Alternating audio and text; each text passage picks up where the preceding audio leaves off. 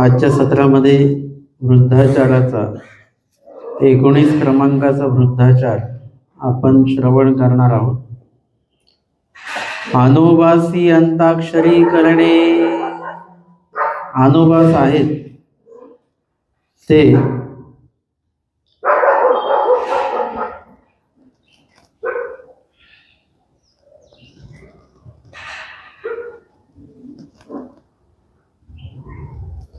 अंताक्षरी करतात। म्हणजे अंताक्षरीची विशेषता आहे की पहिल्या ओळीतला जो शेवटचा शब्द असतो पुढच्या ओळीतला तो पहिला अक्षर असतं ते। म्हणजे अशा पद्धतीने आपल्याकडे एक आरती आहे, दत्तराज महाराज गाजतो बाजूराख माझी, तर त्या आरतीच्या कडव्यांचं तसं आहे, शेवटचं जे अक्षर आहे पुढच्या ओळीचं ते पहिलं अक्षर आहे। अशा प्रकारे या ठिकाणी अनुभासांनी काय केलेली आहे, अंताक्षरी केली।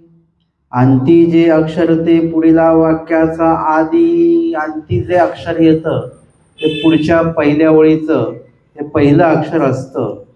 ऐसी 32 वाक्ये केली, असं 32 श्लोक जे आहेत ते त्यांनी केलेले आहेत।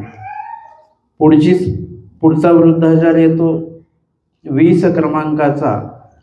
सर्पदष्ट महादेव बा प्रसाद ग्रंथिका कंठा अवग्रहणी विशोतार।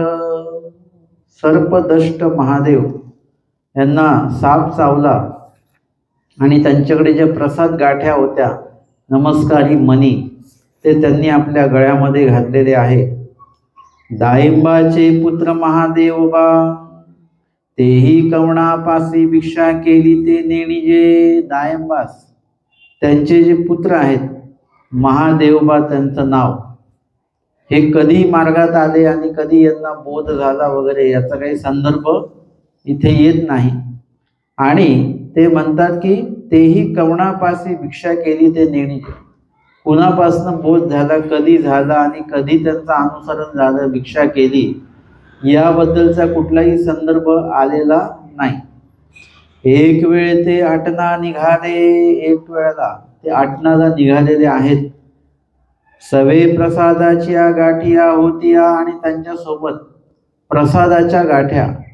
म्हणजे आचार्य भटोबासांनी काय केलेलं आहे की राजमठ जो आहे तो राजमठ अवघा काष्टाचा आहे आणि तो काष्टाचा जो काही नमस्कारी भाग आहे, म्हणजे पूर्ण राजमठाला काही आमच्या स्वामींनी संबंध दिलेला नाही, पूर्ण जरी ते काष्टाचं आहे, विशिष्ट जो काही भाग आहे ज्याच्यामध्ये आपल्याला बघायला मिळतं की उंबरवट आहे, त्या राजमठाच्या दरवाजाची जी चौकट आहे, आमचे स्वामी पश्चात प्रहरी उठल्यानंतर दोही श्री करे काय करायचे, त्या दारसंकांना स्पर्श करायचे, त्या दोन्ही दारसंकांवर स्वामी श्रीकर ठेवायचे, एक श्रीचरण उंबरट्यावर ठेवायचे, एक श्रीचरण भटोबासांच्या हृदयावर ठेवायचे।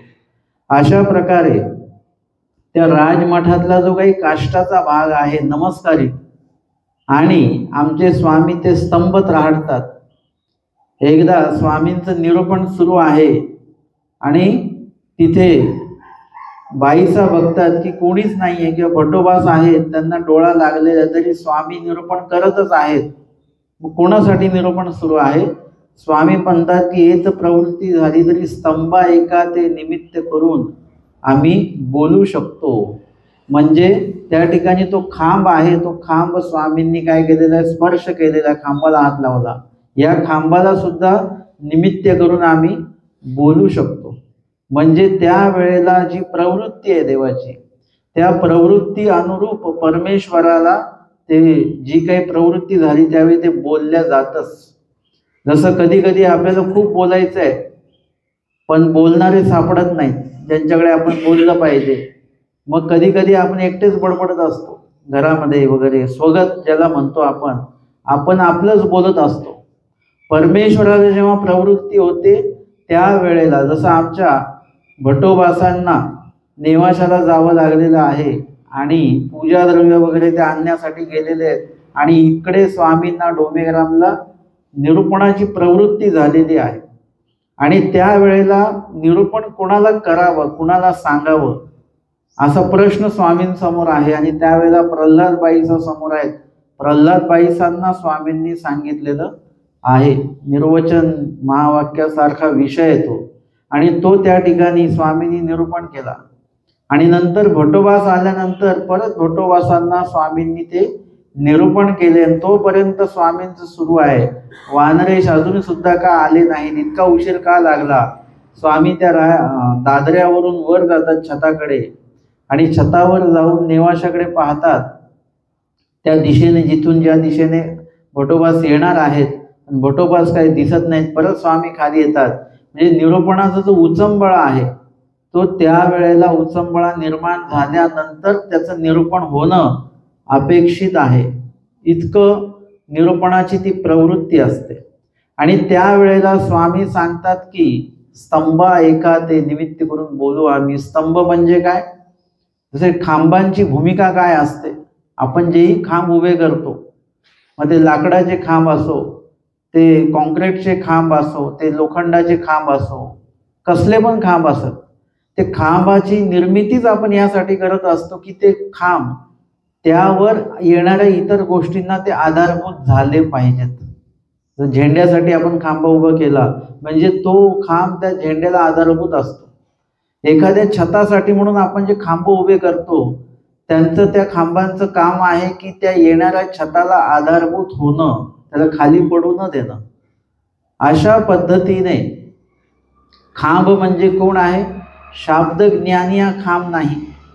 एका अर्थाने शाब्द ज्ञानी हा खांब असू शकतात. एखादे अधिकरण आहेत ते खांब असू शकतातच. अनेकांना धर्माला आधार होणारे जेवढे कोणी आहेत ते खांब असू शकतातच. परंतु कदाचित असंही होतं की शाब्द ज्ञानातला जीव जो आहे त्याचं पतन होऊ शकतं, अनुसरण भंगू शकतं वगैरे वगैरे.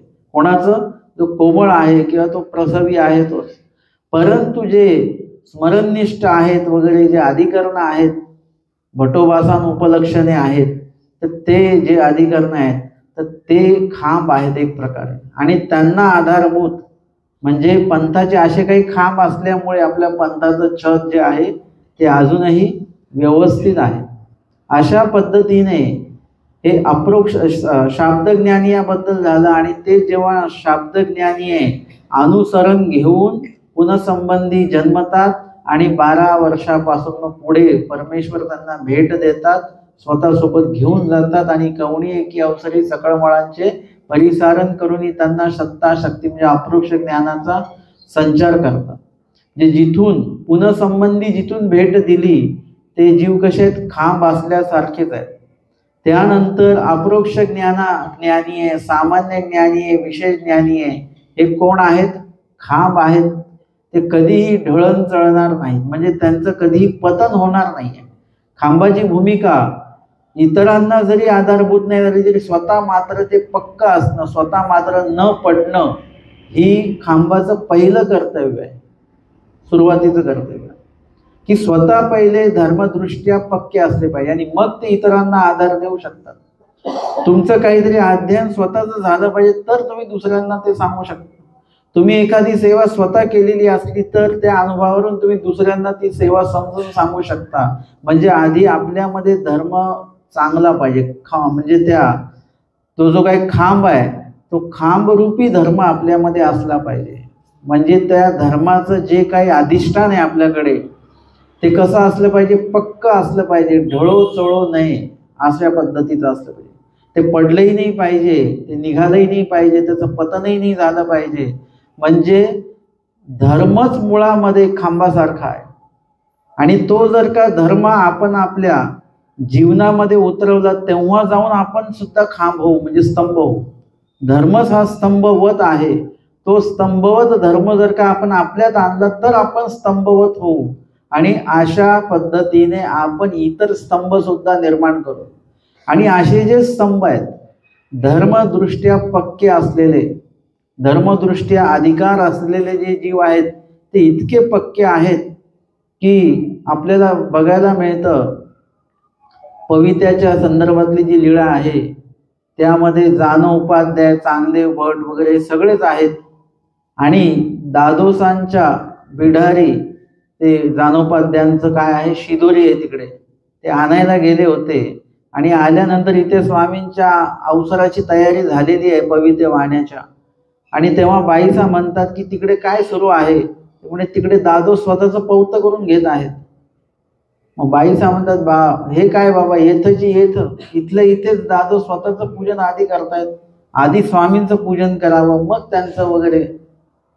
ठीक आहे. मग बाईसा त्यांना विचारतात, बटिका तुम्ही थांबले नाही तिकडे, तुम्ही आले, अवसर चालू आहे त्यांचा आणि तुम्ही तर निघून आलात. तर स्वामी म्हणतात, बाई हे येथचे, हे इथले आहेत, हे आमचे आहेत, हे तिकडे का थांबतील. हे काय आहे, स्वामी त्यांना एका दृष्टीने स्तंभ करून राहिलेले आहेत.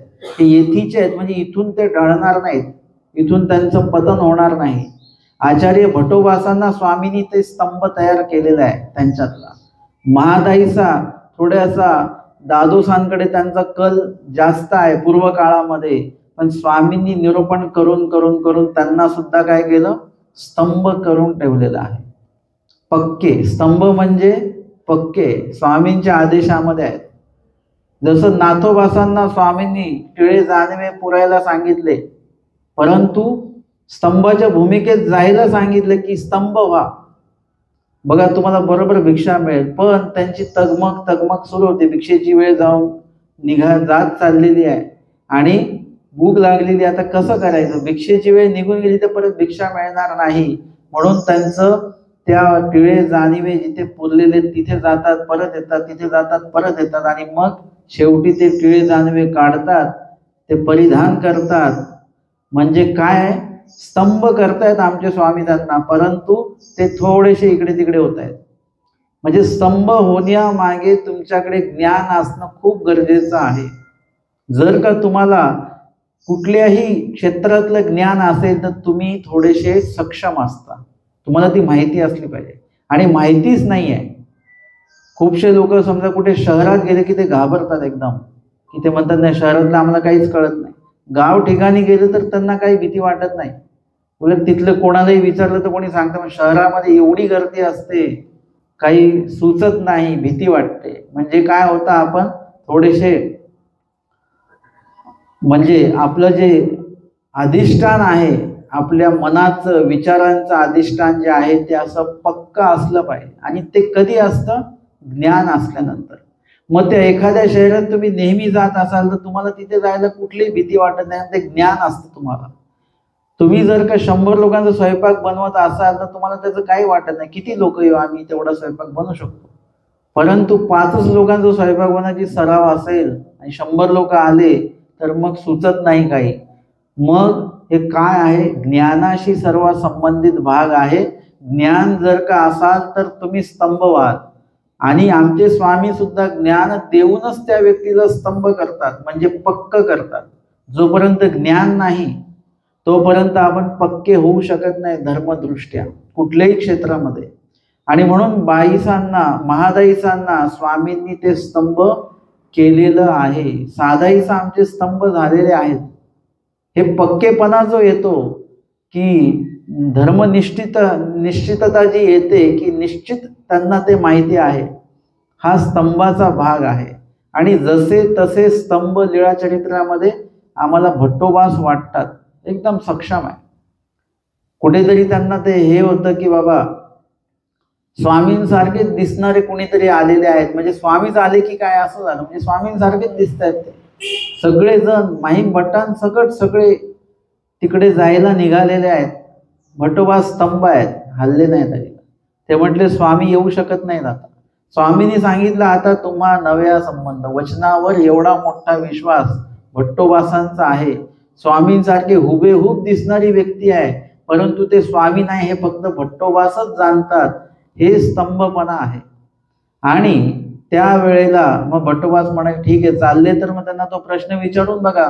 तुम्ही पूर्व भेटीकाळी पहिला जो प्रश्न विचारलेला होता की आत्यंतिक संस्कृती छेदवाय ऐसी काही प्रतिती, हा स्वामींनी तुम्हाला प्रश्न विचारलेला, तोच प्रश्न तुम्ही त्यांना विचारा. आणि त्यांनी तो प्रश्न विचारा, त्यांनी कानावर हात ठेवले, ते म्हणाले नाथ जाणे असं म्हणाले. आणि मग त्यांना कळालं रे हे स्वामी नाही आहेत.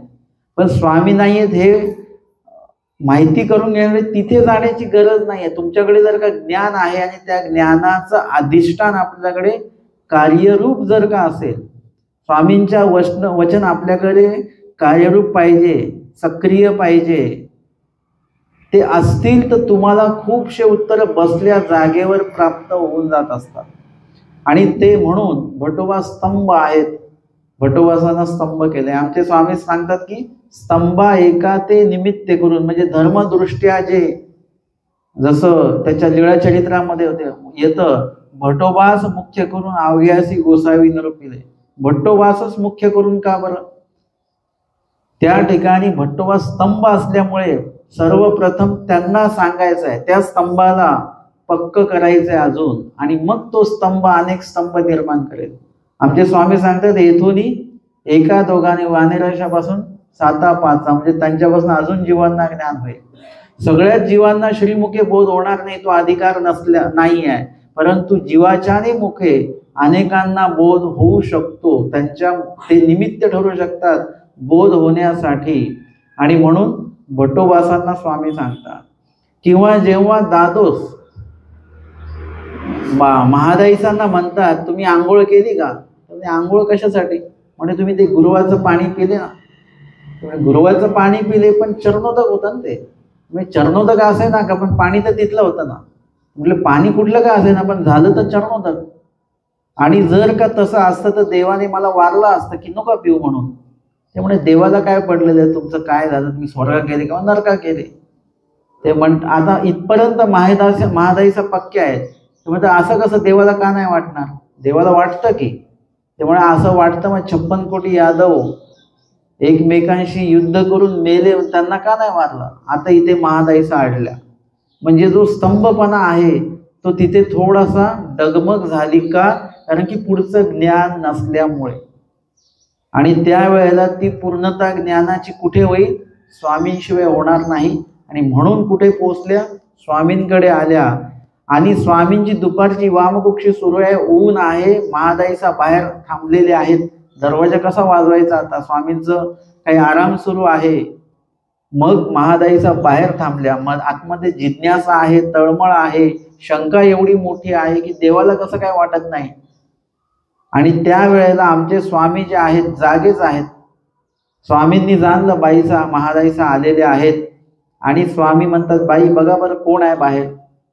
बाई सांगते एवढ्या दुपारचं कोण येणार रे बाबा, तरी बघा. आणि त्यावेळेला मग उघडल्यानंतर महादाईचा असतं. स्वामी का घेतात त्यांना आतमध्ये? कारण की त्यावेळेला त्यांना जी जिज्ञासा आहे त्याचं उत्तर देणं हे परमेश्वराचं कर्तव्य आहे. कारण ते परमेश्वराचे साधक आहेत. त्यांना अज्ञान ठेवणं हे परमेश्वराला जमणार नाही.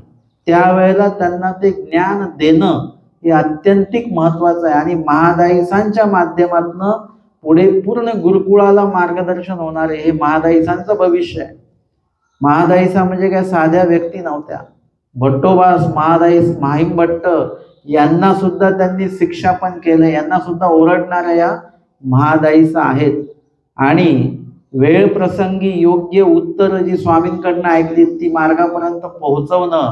आणि भट्टोबासांच्या मुखातनं निघतं की स्मरणे विना मार्ग गडबडीला होता तो म्हातारी राखीला. म्हणजे महादाईसांमुळे स्मरणाच्या संदर्भातलं जो वचन आहे ते वचन समजलं.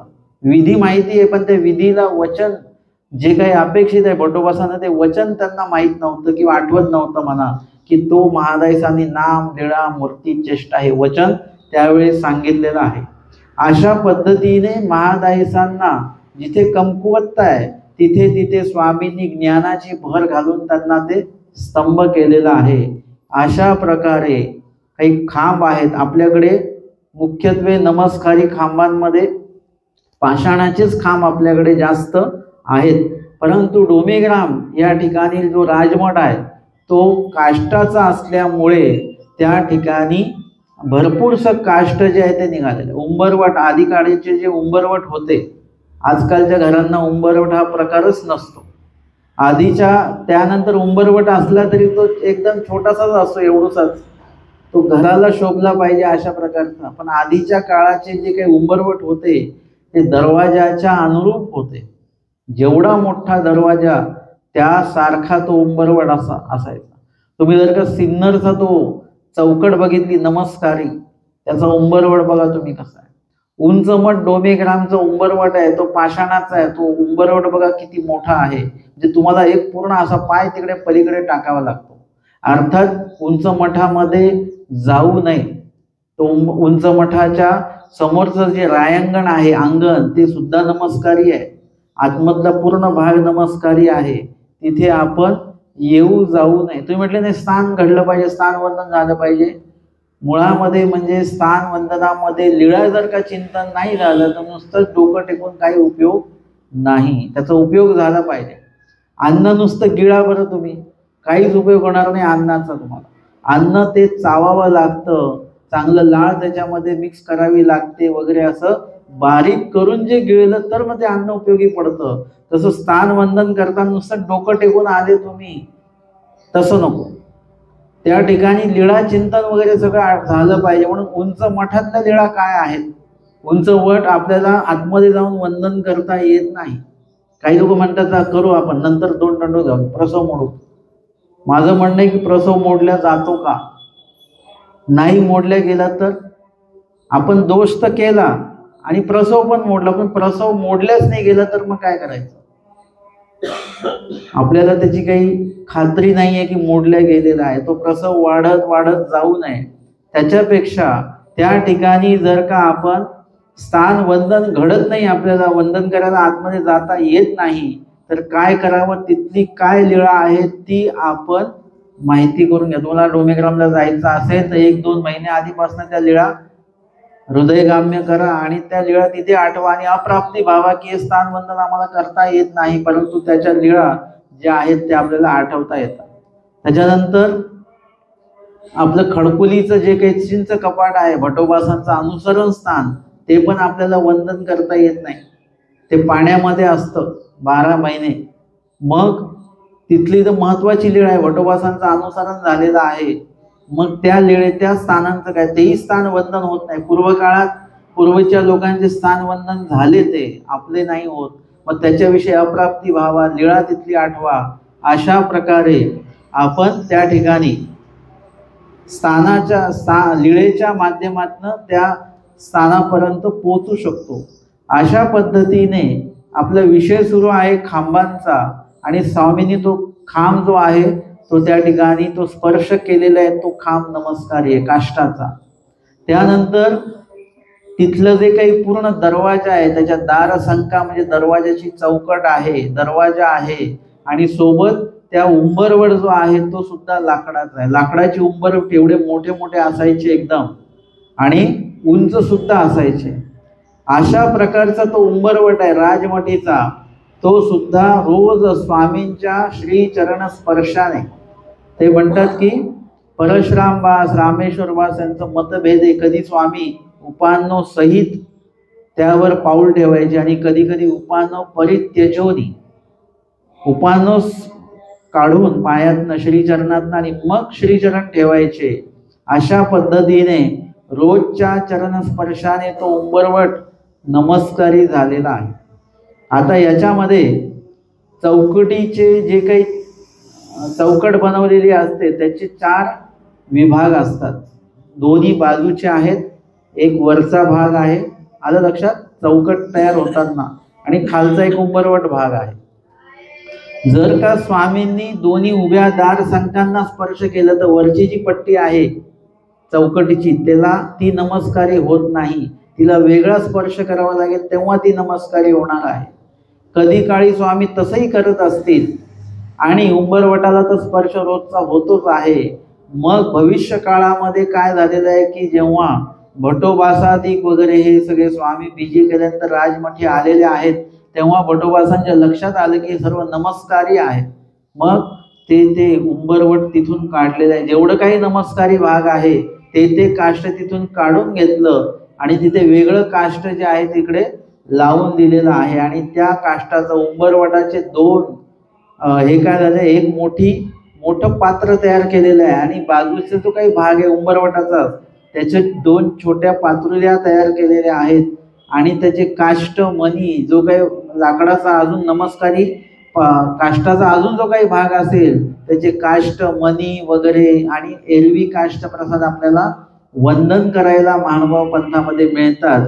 अशा प्रकारे या ठिकाणी हे काष्ट मणी म्हणजे जे काही शिल्लक काष्ट आहे प्रसाद त्याचे काष्ट मणी, मग छोटे मणी मोठे मणी, गाठा त्याचा परवाच्या देवपूजेमध्ये आपण तो गाठा नमस्कार केला असेल, म्हणजे त्याच्यात छोटे लहान मणी चप्पट मणी जसं ते काष्ट असेल त्या प्रकारचं त्या ठिकाणी ते काष्टमणी जे आहेत ते तयार केले गेलेले आहेत आणि ते परमार्गामध्ये सगळ्यांना दिलेले आहेत। जे कोणी जबाबदार व्यक्ती आहेत, वाटतं की हे धर्मसिद्धीस नेणार आहेत, त्यांना तो काष्ट प्रसाद, एखादा वस्त्र प्रसाद, एखादा धातू प्रसाद तो त्यावेळेला त्यांना सुपूर्द केलेला आहे आणि त्यांनी सुद्धा आपल्या त्या अटन विजनादी कार्यकाळामध्ये काय केलेलं आहे त्याचं जतन केलेलं आहे। मृत्यूपूर्वी देवदर्शनाला जाण्यापूर्वी त्याचं योग्य ठिकाणी ठेवून त्याची नमूदता तिथे केली, नोंद केलेली आहे की इथे इथे असं असं आहे म्हणून। अशा प्रकारे मानव पंथाने स्वामींच्या स्पर्शित असलेले धातू दात काष्ट पाषाण किंवा मग पुढे जे येतात कापूस कोसला रोप चर्म धातू दांत काष्ट पाषाण, आता हे विषयनिष्ठ पदार्थ मूर्तिनिष्ठ पदार्थ नखदाड केश कळा हे सगळ्यांचं जतन केलं आणि आतापर्यंत ती देवपूजा आमच्यापर्यंत उपस्थित केलेली आहे। कशासाठी केली?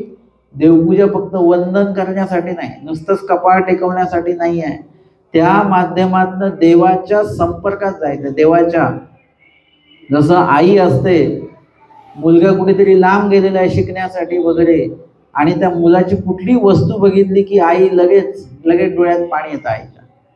आईने कुठलाही पदार्थ बनवला तर तिला मुलाची आठवण येते, त्याला हे आवडतं बरं का, तो असता तर त्याला आज आनंद झाला असता।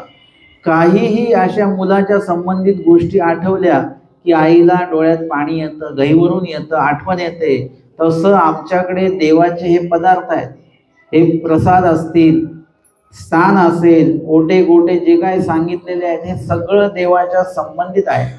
त्या संपर्कात जेव्हा आपण जातो तेव्हा देवाचा स्पर्श आपल्याला कुठेतरी जाणवला पाहिजे।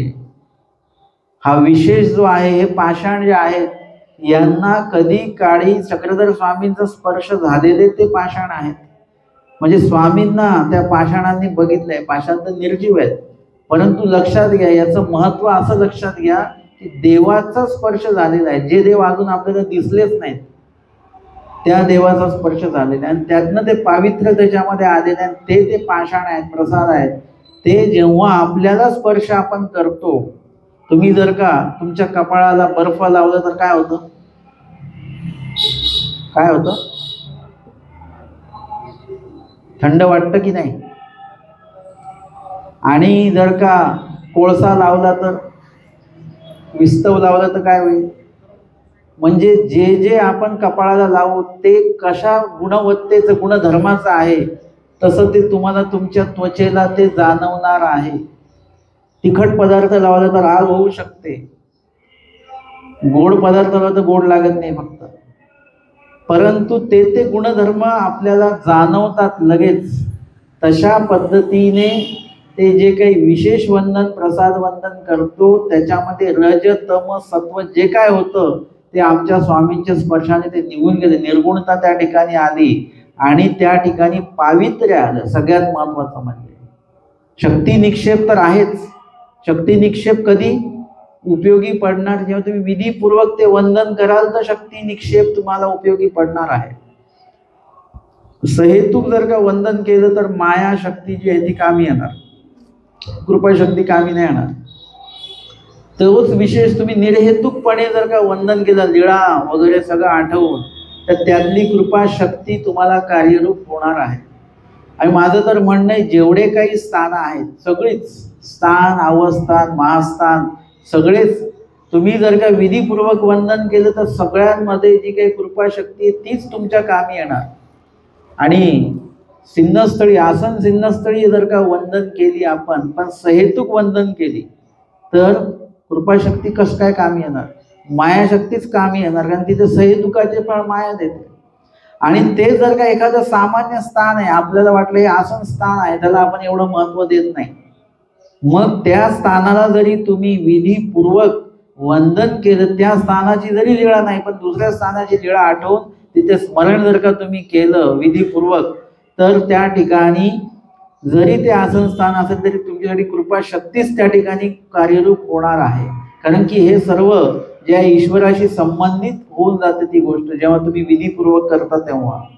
अशा पद्धतीने या ठिकाणी आपल्याला हे पण सांगितलेलं आहे की स्वार्थाकारणे जर का आपण जे स्वामींचं जे काही वस्त्र असेल, काष्ट असेल, त्याचे जर का तुकडे केले, विभाग केले, तर त्यातली प्रसन्नता जाते बरं का. बटोबासांनी पण तेच केलेलं आहे. पण का केलेलं आहे? कारण की एकच वस्त्र किंवा एकच काष्ट एकाच ठिकाणी राहण्यापेक्षा ते परमार्गामध्ये जर का आपण ते सर्वांना जर का दिले तर काय होईल, सर्वांना त्याचा अधिक प्रमाणामध्ये लाभ होईल. हेतू बटोबासांचा काय आहे? पैसे कमवण्याचा आहे का? की मी तुम्हाला एक काष्ट देतो त्या बदली मला एवढे पैसे द्या. आजकाल देवपूजा विकणारे लोक आहेत आणि विकत घेणारे आपण लोक आहोत. ते विकायला का तयार झाले की आपण विकत घ्यायला तयार झालो. आपल्याला वाटतं आमच्याकडे प्रसाद पाहिजे, काही प्रसाद नको आपल्याकडे.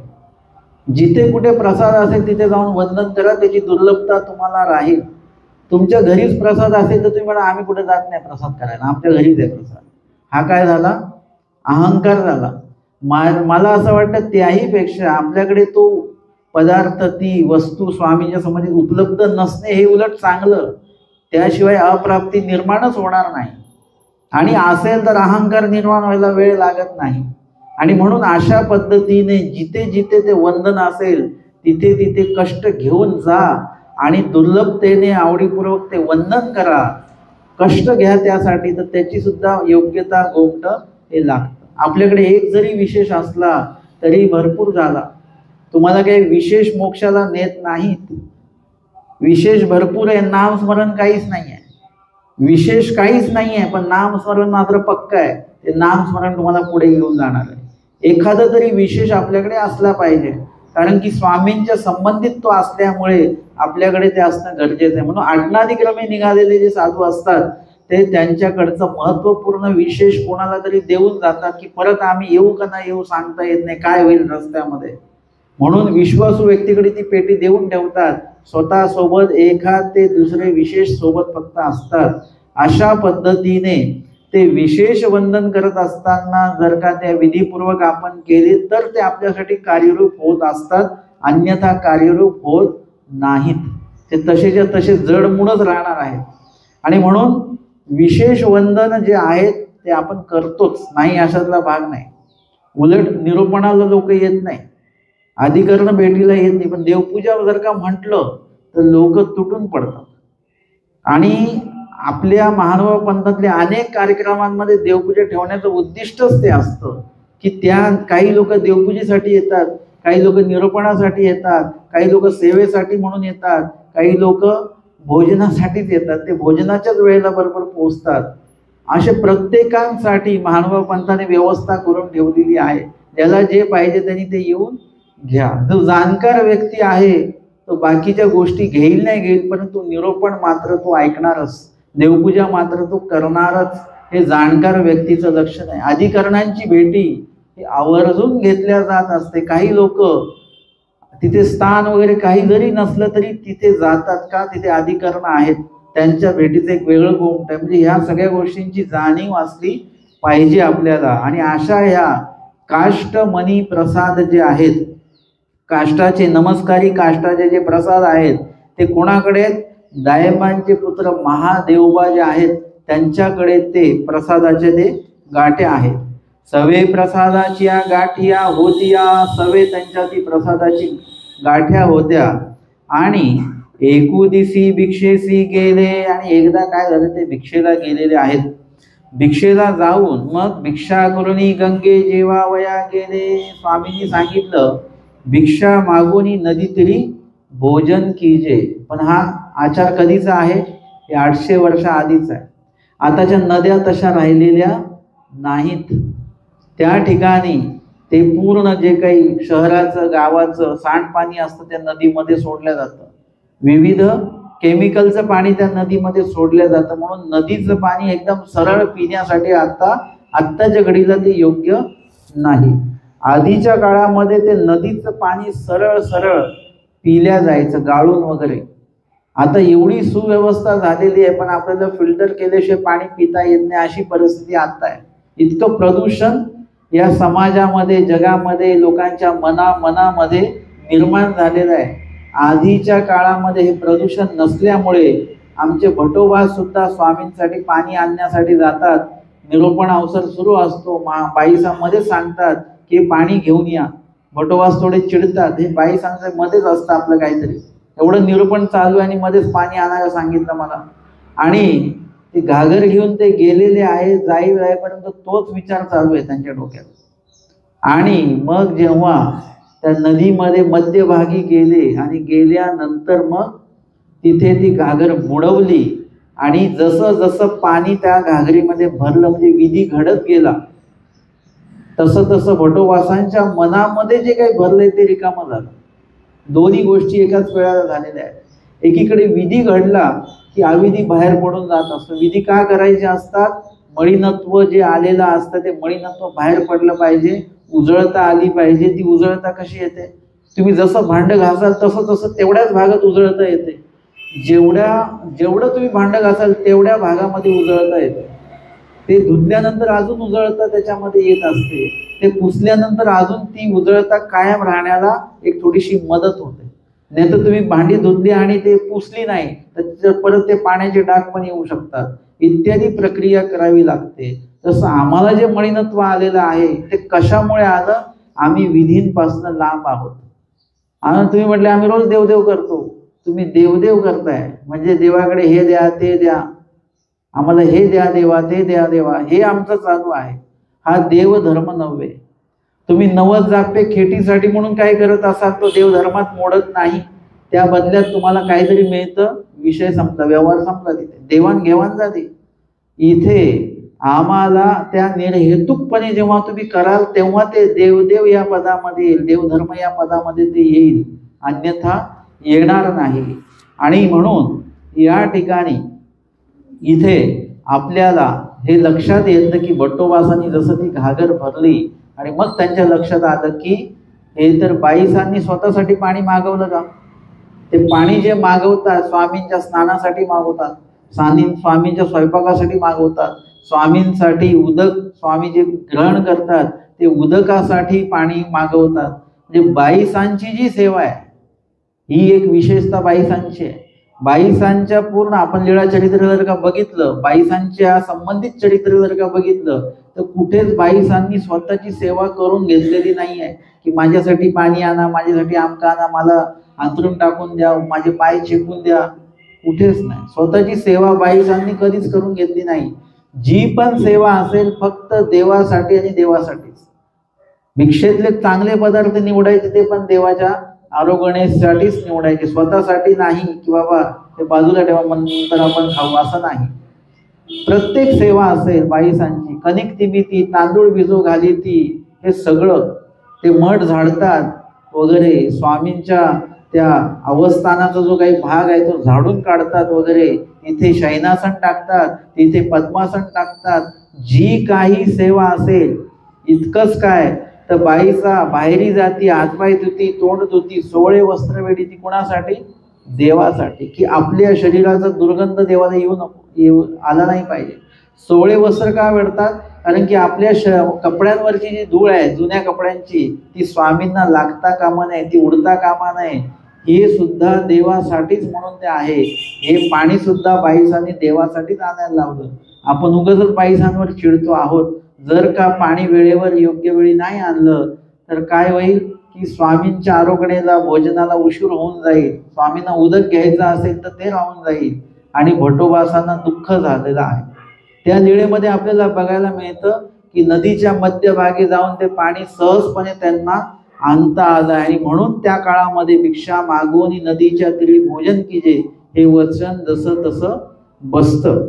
आणि मग ते जेवायला गेले तर सर्पे खादले, तिथे साप जो आहे तो त्यांना चावला.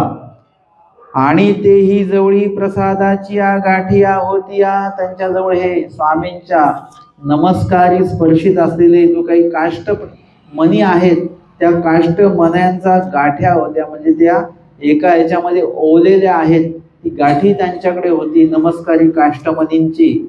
त्या गळा घातलिया. आता काय करायचं त्यावेळेला? योग्य वेळी ते काही वैद्य भेटणं वगैरे हे त्यावेळी तिथे अपेक्षित नसेल किंवा ते दुर्लभता असेल त्या गोष्टीची. मग आता करायचं काय? मग त्यांनी काय केलं? त्या गळा घातलिया. त्या गाठ्या त्यांनी गळ्यामध्ये घातलेल्या आहेत.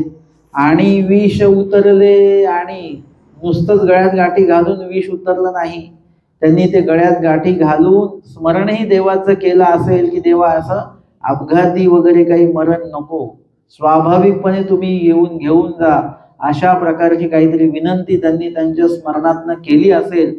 आपण देखील देवाला अशाच प्रकारची प्रार्थना करायची की आमचं मृत्यू असा अपघाती वगैरे अशा प्रकारचा आत्मघातकी मृत्यू आमचा आला नाही पाहिजे. तसे विचार देखील आमच्या मनामध्ये येता कामा नये. आणि त्या दृष्टीने आपण आपला जो धर्म आहे तो वृद्धिंगत केला पाहिजे की आत्मघाताचा विचार देखील आला नाही पाहिजे. आणि मृत्यू कसा आला पाहिजे? कुठे आला पाहिजे? जुने अधिकरण आहेत त्यांना कधीच असं दवाखान्यात आपण ऍडमिट आहोत तिथे मृत्यू यावा असं कधीच त्यांना हे नसतं. आता दुतोंडे बाबा आता सरले, त्यांना दवाखान्यात होते तोपर्यंत ते अस्वस्थ होते. दवाखान्यातनं घरी आश्रमात आणल्यानंतर त्यांना इतकं बरं वाटलं. काही वेळात बाबा सरले, परंतु आश्रमात आणल्यानंतर जी स्वस्थता वाटली, जुन्या काळा लोकांचं ते होतं की जे काही होईल ते आश्रमात झालं पाहिजे. विधी करत करत आपली जी भूमी आहे त्या आश्रमात का झालं पाहिजे? आश्रमामध्ये अनेक वेळ 24 तास विधी सुरू असतात, स्मरण पारायण हे ते काही ना काही सुरू असतं, देवपूजा असते. ती भूमी वेगळी आहे, दवाखान्याची भूमी वेगळी आहे, इतर भूमी वेगळी आहे आणि ती भूमी वेगळी आहे. तर त्या पवित्र भूमीमध्ये जर का आपण असलो तर आपल्याला देवदेवच आठवणार आहे. विशेष लीळा या सगळ्या गोष्टी आठवणार आहेत. म्हणून जे काय होईल ते आश्रमात झालं पाहिजे त्या दृष्टीने त्यांची प्रार्थना असते. ते रोज देवाला त्यांची प्रार्थना अधिकरण मंडळी करत असतात, जाणकार लोक करत असतात. आणि म्हणून इथे सुद्धा त्या गाठ्या त्यांनी गळ्यामध्ये घातलेल्या आहेत. आणि नंतर देवाला प्रार्थना केली असेल, स्मरण देखील त्यांनी केलेलं असेल. आणि अशाने काय झालं? विष उतरले आणि ते विष अक्षरशः उतरले. अशीच घटना निळभट्ट भांडारेकरांच्या बाबतीत आम्हाला बघायला मिळते की इंगळीचं विष चढताय आणि देवाचं स्तुती केल्यामुळे तो विष सुद्धा उतरलेला आहे. पण ते त्या स्तराचं असलं पाहिजे बरं का. आपल्याला जर का साप चावला तर आपण दवाखान्यातच जायचं बरं का. तुम्ही म्हणाल की बा विशेष हातात घेऊन आम्ही नामस्मरण करू आणि विष उतरेल, तर आपल्या स्मरणाचा स्तर तो नाही आहे. आपल्या समर्पणाचा स्तर जो आहे ना तो बरोबर नाही आहे. साधाईचा आमच्या नदीमध्ये उतरलेल्या आहेत, स्वामींच्या भेटीला जायचंय, बुडायला लागल्या आणि स्वामींचं नाव घेतल्या घेतल्या काठात लागल्या. आपल्या बाबतीत असा प्रयोग करायचा नाही बरं का. तुम्ही नवीन ठिकाणी गेले, पांचाळेश्वरला चालले, नदीला पाणी उतरले, तुम्ही काय होत नाही, साधाही साधा वाचवलं तर मलाही वाचवतील, तर तसं काही होणार नाही. आपण बुडून वाहून निघून जाऊ कुठल्या कुठे. या ठिकाणी आपल्याला हे लक्षात आलं पाहिजे की त्यांना साह्य होतं, आपल्याला पण होणार नाही अशातला भाग नाही. परंतु तुम्हाला ते सांगतो की आवर्जून प्रयोग करू नका. स्वाभाविक आपल्याकडनं काही झालं तर गोष्ट वेगळी आहे, पण आवर्जून साधाही झालं वाचवलं तसा मलाही देव वाचवतील असं करायचं नाही. ती त्या ठिकाणी साधाही रात्रभर तळमळ होते की देवाच्या भेटीला जायचं, देवाच्या भेटी. आईला कितीतरी वेळा उठवलं तिने, शेवटी सकाळ झाली, आईला परत उठवलं, आता सकाळ झाली, आता तर चल, ते म्हणजे तुला जायचंच, जा, मी नाही येणार. आणि साधाईसांना तेच पाहिजे, तर निघाल्या लगेच. साधाईचा आईची वाट बघत बसल्या नाहीत. एक स्त्री असल्यामुळे फक्त काळोखाच्या वेळेत ते आलेले नाही आहेत, परंतु नंतर आल्या आणि आल्यानंतर मग रस्ता चुकल्या, जो काही उतार असतो तो चुकले आणि त्याच्यामुळे बुडायला लागले. पण चालले कोणाकडे? देवाकडे चालले. तर नाव कुणाचं घ्यायचं? देवाचं. बुडतात कोणासाठी? देवासाठी. आपण देवासाठी बुडत नसतो, त्याच्यामुळे देवाने आपल्याला सहाय्य करणं काही अपेक्षित ठेवायचं नाही. तुम्ही जेव्हा देवासाठी बुडत असाल तेव्हा मात्र देवाशिवाय तुम्हाला कोणी वाचवणार नाही. देवासाठी तुम्हाला त्रास होत असेल, स्वामी सांगतात विश्वाचा पती परमेश्वर देण्याचे धरणे मांडले, जगाचा सासुरवास हा तुम्हाला होणारच आहे, तो सहन करायचा आहे. आणि ज्या दिवशी आम्हाला जगाचा सासुरवास सुरू झाला तेव्हा समजायचं की आपण देवाचे झालोय बरं का, थोडे थोडे थोडे थोडे. ते डॉक्टरांनी सांगितलं आता मी इंजेक्शन घेतले, त्यामुळे नसमध्ये इंजेक्शन घ्यावं लागेल. म्हटलं ठीक आहे, काय हरकत नाही. पण त्यांनी आधी सांगितलं ते इंजेक्शन घेतल्यात पूर्ण शरीराला मुंग्या येतील, मळमळ सारखं होईल, चक्कर सारखं येईल. पण हा इंजेक्शन घेतल्यावर काय होईल त्यांनी आधीच सांगितलेलं आहे. आणि ते इंजेक्शन दिलं आणि खरोखर मला तसं झालं. म्हणजे इंजेक्शन आपल्या शरीरात गेलं बरं का, आणि त्याचे कार्य सुरू झाले. म्हणून मला या 3 गोष्टी, मुंग्या आल्या, मळमळ सारखं झालं, चक्कर सारखं झालं. तसं आपण देवाचे होत आहोत की नाही आहोत आहोत हे कसं कळेल? ज्या दिवशी जगाचा सासुरवास सुरू झाला तुम्हाला, तेव्हा समजायचं की आपण देवाचे होतोय बरं का, थोडे थोडे थोडे थोडे. मग आता काय करायचं? तक्रार करायची का त्या सासुरवासाची? उलट चांगलं आहे. आयुर्वेदवाले सांगतात तुम्ही हे औषध घ्याल तर तुम्हाला आजार वाढेल बरं का. आजार वाढणं म्हणजेच हे औषध तुम्हाला असरदायक ठरतंय, घाबरायचं नाही. तसं देवाने आम्हाला आधीच सांगून ठेवलं, सासुरवास होईल, जगाचा होईल. एका पतीसाठी जर का 4 लोक त्रास देतात आपल्याला सासरचे, तर विश्वाचा पती जर का असेल तर अख्खं विश्व तुम्हाला त्रास देऊ शकतं. ते त्रास देणं म्हणजे ईश्वराच्या भक्तीचा असर आपल्यामध्ये सुरू झालेला आहे. आपल्याला उलट तो त्रास जो आहे तो आनंददायी वाटला पाहिजे, त्याच्याविषयी कुठलीही तक्रार करायची नाही. मला सर्दी झाली तर मी सर्दीची गोळी घेत नाही, मी सुंठ उगाळून असं कपाळाला लावतो आणि कपाळाला लावलं की अंगावर घेऊन झोपून जायचं. त्याची जशी चुनचुन होते, असं उष्ण उष्ण लागतं, तसं तसं बरं वाटतं मला, किंवा हे असरदायक आहे बरं का. एकदा लावलं आणि ते चुनचुन झाली नाही, काहीच झालं नाही, अरे म्हटलं हे काय बरोबर नाही झालं. म्हणजे काही गोष्टींचा त्रास जो असतो तो सुखदायक असला पाहिजे. आपण वजन उचलतो, त्रास होतो, पण तो सुखदायक असतो, त्याच्याने आपलं वजन कमी होणार आहे. तशा पद्धतीने देवाच्या बाबतीतलं जेही क्रिया तुम्ही कराल, आळस येईल, कंटाळा येईल, अडथळे निर्माण होतील, म्हणजे समजायचं आपण योग्य मार्गाने चाललेलो आहोत. अडथळे बाहेर येऊन राहिलेले आहेत, त्या अडथळ्यांना पुढे हे करून नासून पुढे आपल्याला जायचं आहे. अशा प्रकारे या ठिकाणी देवासाठी म्हणून तुम्ही जर का कष्ट घेत असाल, संकटाला सामोरे जात असाल, तर तुम्हाला काही परमेश्वर होऊ देणार नाही. सांडोळा प्रसंगी कोणी बुडू शकत नाही. त्याच पाण्यात जर का कोणी स्वार्थासाठी उतरला असेल तर कदाचित तो बुडू शकतो, मरू शकतो. पण स्वामींनी सांगितलेलं आहे मग कोणीच कुठेच बुडू शकत नाही, बुडू देणार नाही देव.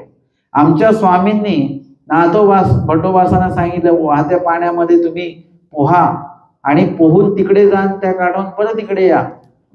भटोबास तर आणि नाथोबास दोघेही पोहत पोहत गेले.